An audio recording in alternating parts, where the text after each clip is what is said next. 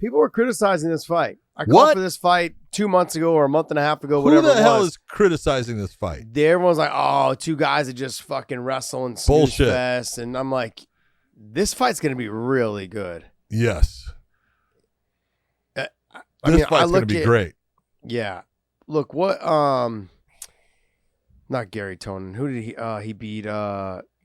Which Sean Brady one? beat- Which one? Sean Brady? Brady beat, That's not a good Paul guy. Craig. No, It was in jiu-jitsu. Yeah.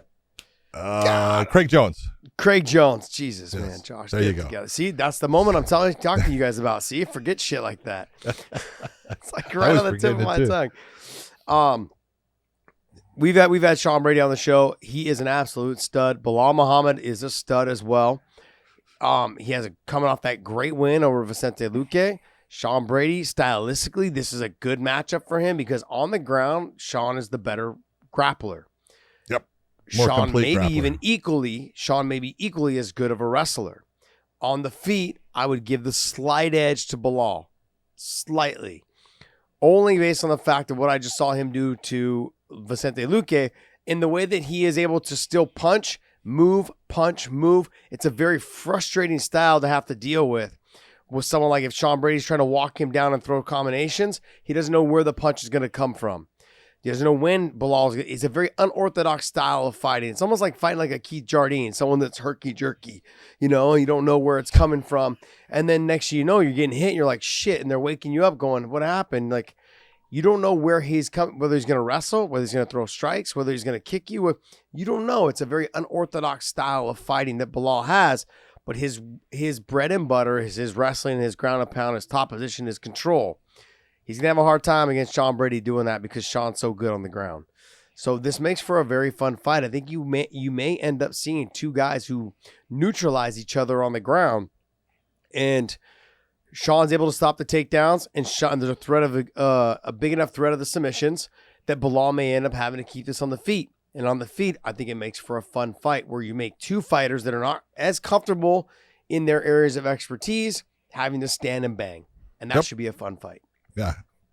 You said it all. It's exactly the way I look at it.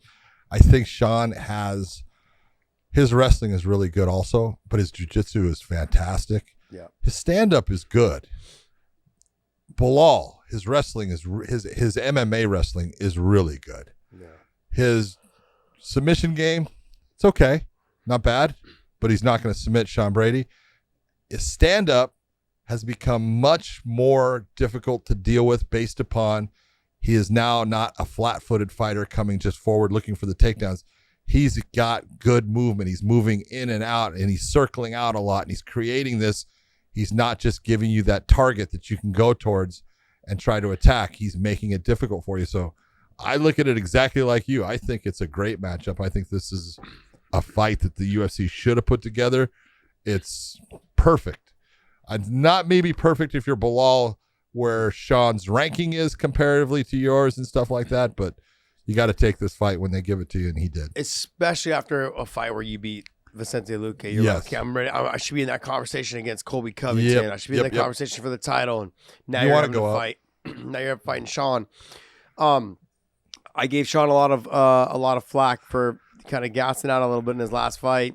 It looked like he got a little tired. The anxiety, he was pumped. It was his first time, being in the, up at the very top when it came to, being on the card. In this fight, he's going to have to temper down all those emotions and make sure he doesn't, spend too much energy. The other thing, is this a co-main event? Is this a 5-round? Is it a 3-round? That will change how this fight is probably fought. And so I want to see where they put this on the card. If it's going to end up being the headliner, if it ends up being a 5-round co-main event, because they're doing that as well sometimes. And Sean looks like he's physically strong as hell. And like you said, he's got good conditioning. He does have good conditioning. I was giving him a hard time. He's like, came at me hard in the paint after I said that about him. And we ended up having him on the show after that. And but he's a really, really good guy. Those Philadelphia boys, man, they're fucking just good people. Studs. They're good people, though. Yeah, they are. You got Felder, you got Eddie Alvarez, you got, Sean. I mean, Pat Sabatini. Sabatini. He's a tough bastard. You know what I mean? So they're all That's all a just good 145 guys. pound menace. They're all just good guys. Yep. And so so I think this can be a good fight. Don't sleep on this fight, you guys. Don't be like, oh, don't say too soon it's gonna be a boring fight. Go to mybookie.ag, use that promo code Wayne and they'll give you additional spending cash with your first initial deposit.